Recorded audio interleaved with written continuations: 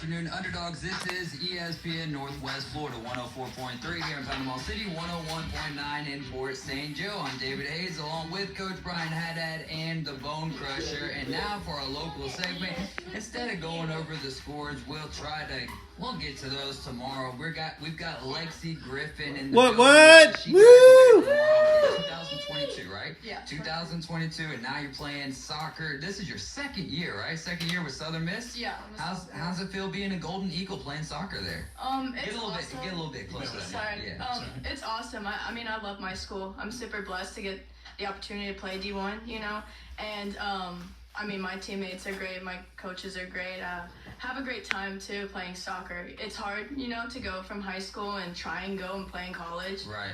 Like there's I forget the statistic, but it's very rare to be able to go and play in college. So I'm really just enjoying every minute of it and super blessed, to be honest. How did you come to the decision of Southern Miss? So in high school, I was talking to a few other schools, a few other Division I schools.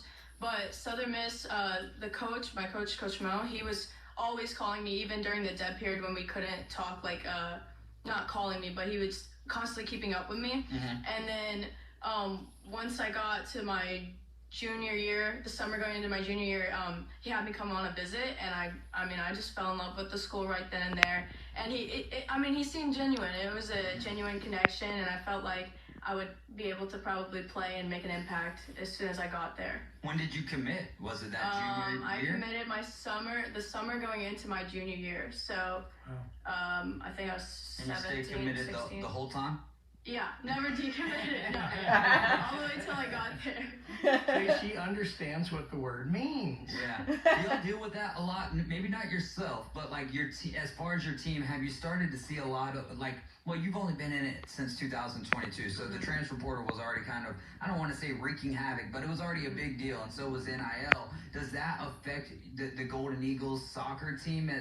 Maybe not as much as football, but is that one of those things that y'all are constantly having to re-recruit your players? I mean, for sure. The transfer portal is a big thing, and I think just recently they changed the rule to where you can now transfer within conference, no penalty.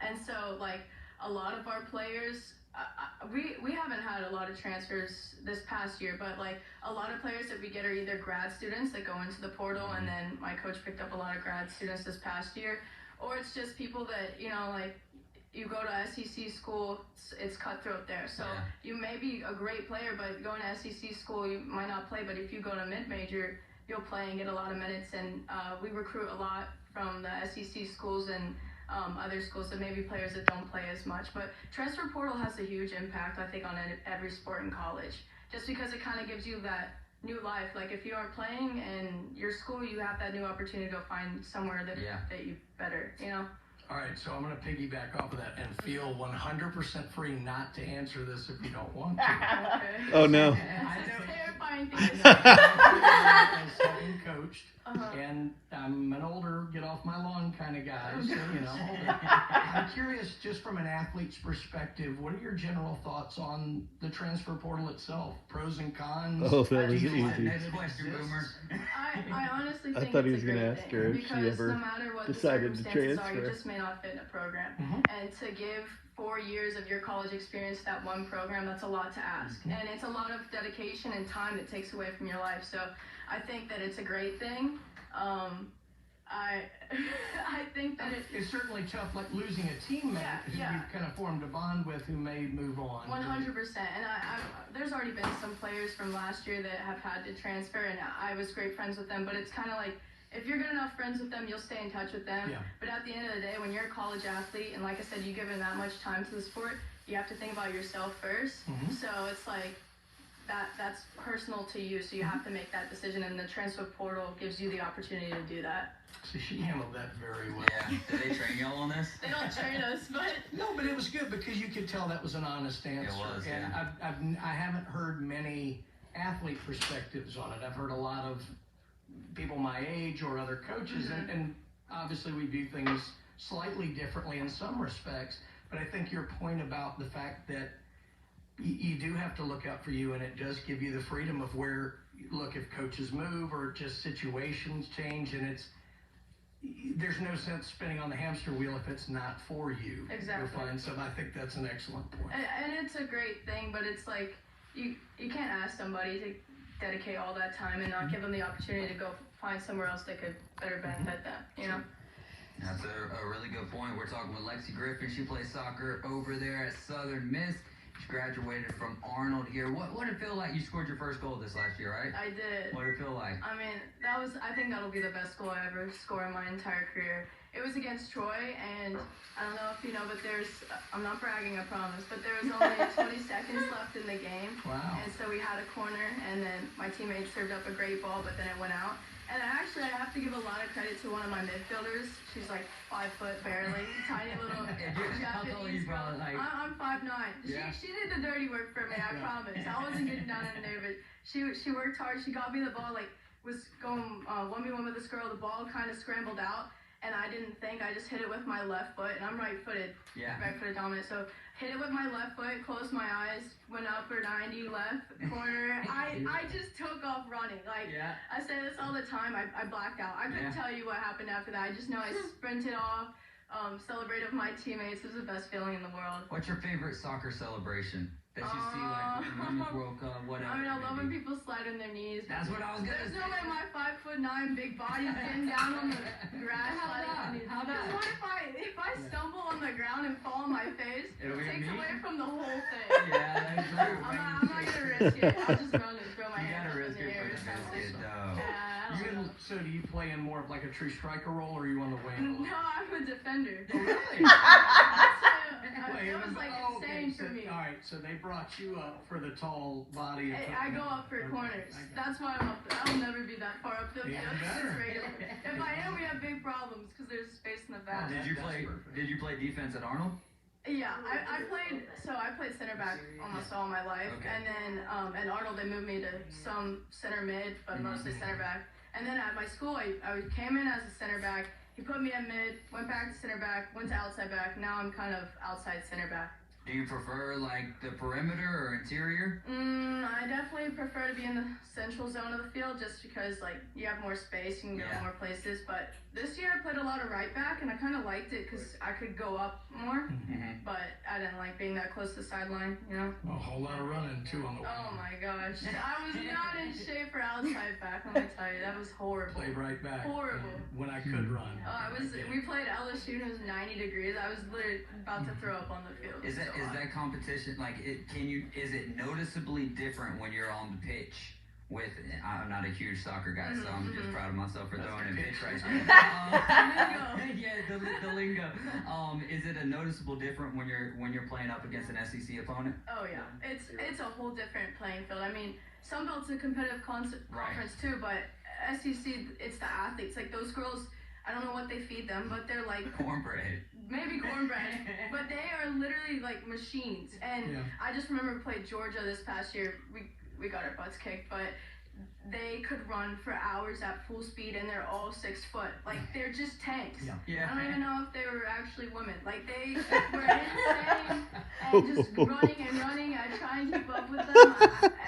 It was insane. But the levels, it's a big difference. So playing center back a lot, so many times, whether you've got the band or not, that's kind of the captain. You're seeing everything. They all have the band with y'all when you're on playing? I'm the captain. That's what I was going to pivot to. Whether you had the band or not, how difficult is that to go in young? And kind of like, was it difficult to kind of gain the respect of maybe some players who had been there? Oh, for sure. That was my biggest thing. I mean, my coach he surprised me and made me captain as a freshman, which is, I mean, even then I think I was too young for that. But obviously I'm grateful that I got the opportunity to be captain and a leader of my team. But that was definitely something I really struggled with because how am I supposed to tell people that are 23, 24, even 20? To do something that I say when I'm so much younger than them and I haven't been in college soccer for longer than a year and a half. Like how are they supposed to respect But that's me? necessary in that role. Yeah. And wow, that interested me. Not even having the band, just thinking about, because I know the position, and you've got to be that anyway, whether you have the band or not. So that's amazing that that they had that kind of confidence in you, and it probably speaks a lot to what they saw in your character. So yeah, I appreciate that. I mean, my coaches are awesome, and like I said, I'm very grateful for that opportunity. And there's no way I would have been able to been a captain this year if my teammates didn't show that respect, and they all encouraged me, and that meant a lot to me for them to tell me that they trusted in me and they didn't care how old I was. I mean, that's very rare. So I have great people at my program. That's outstanding. What's your favorite memory in high school on the field or on the pitch? I got it right and then got it right wrong. Sorry, that's funny. On the pitch. Y'all don't ever call it the field? I feel like it's more of a British, European thing to say the pitch. That's true. Okay, all right. But what do you call it? The field. Yeah. Oh, okay. All right then. No, but you're going above and beyond. That's awesome. Yeah. On the pitch. Who does it for ESPN? Twillin or something like that?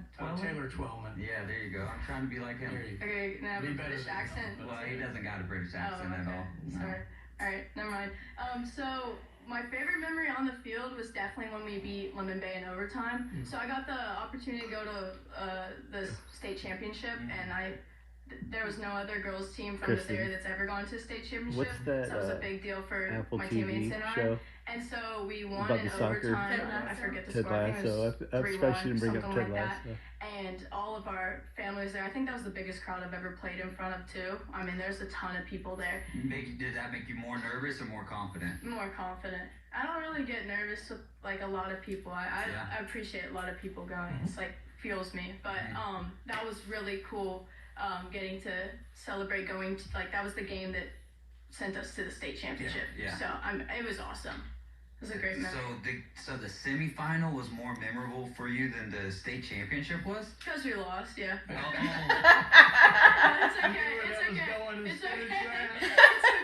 I mean, if we won, it would have been winning the state championship. But that is a lesson in questioning. Everybody stepped in it this segment. It's perfect. Well, all right, we've only got a minute left here. We got to get you back on before you head back to Southern Miss. When does the next soccer season start for you guys? It'll be next fall. Okay, next fall. All right. In August. What's a piece of advice you'd give to young athletes wanting to play sports at the next level? I would definitely say make sure you're ready to set your life to that amount of dedication, because it's a lot and it's mentally a lot too. So just making sure that you prepare yourself and never slack off. Never slack off. That's the best advice ever. Lexy Griffin, ladies and gentlemen, she plays soccer for Southern Miss. All right, we'll be back tomorrow. Yeah, remember, good job. Jesus loves you, and so do I. Have a great day. Oh, nice. Good job, Lexi. Good job. She's so good. ESPN Northwest Florida.